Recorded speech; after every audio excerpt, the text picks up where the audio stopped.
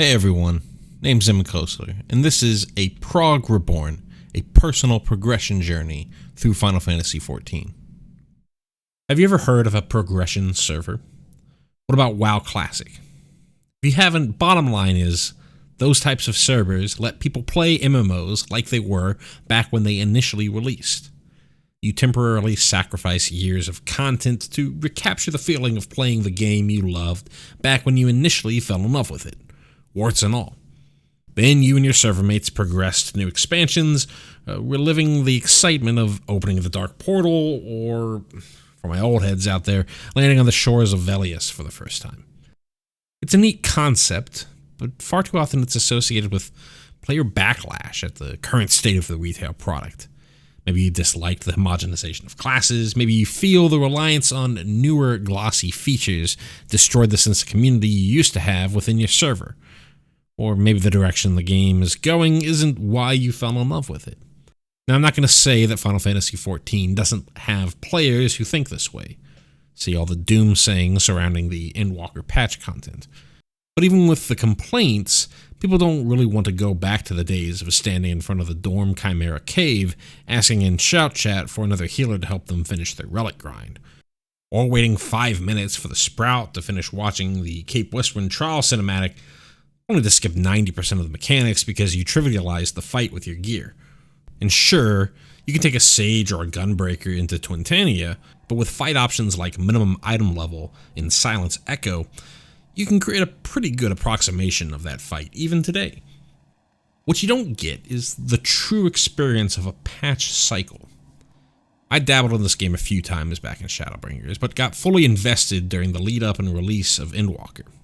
Since I technically already had an account, I jumped in while they froze new game sales and started from scratch. And I bought into the narrative. A Realm Reborn patches are dog water.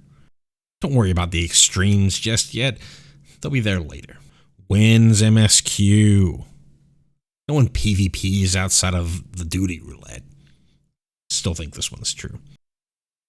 So I powered through the MSQ on a single job, which I ended up hating at the end.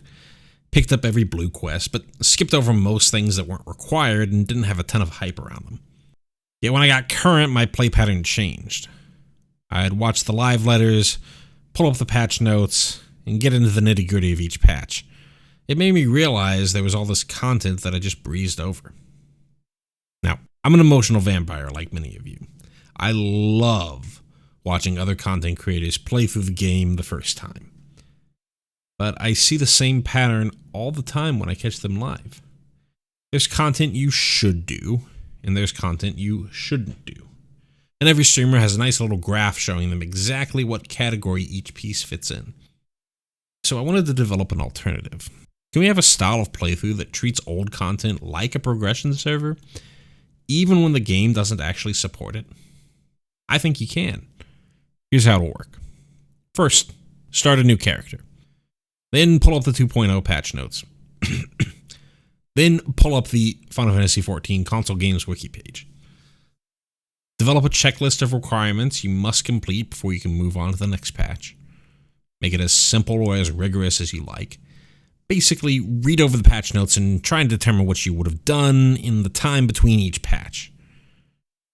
For example, for me, I won't progress to patch 2.1 until I've completed the Ultimate Weapon main scenario quest, leveled every job to at least level 50, completed every available dungeon, completed every available trial, completed the Binding Coils of Bahamut, completed all the guild tests, completed at least one Zenith Zodiac weapon, that's the ARR relic to its second stage, completed all the hunting logs, reached max rank with my chosen Grand Company, and started a free company myself. If you want that true progression server feel, you can restrict yourself. That brand new ring you can earn through the Hall of the Novice that gives you an extra 30% experience? Throw it in the trash, that junk wasn't in-game until patch 3.2. Party Finder wasn't even released until patch 2.2. Give yourself the authentic experience of hanging out in Wideport, waiting for a group so you can wipe to turn 5. Want to level your off jobs using duty roulette queues? Sorry, buddy. But that wasn't there until patch 2.1. Better get intimately familiar with the fate system. But really be as lenient or as strict as you want in your own playthrough. This is supposed to be fun, not a tortuous social experiment. You can find me going through my own journey right here on this very YouTube channel, youtube.com/@mkosler. And if you decide to make your own journey, I would love to hear of your own experience in the comments below.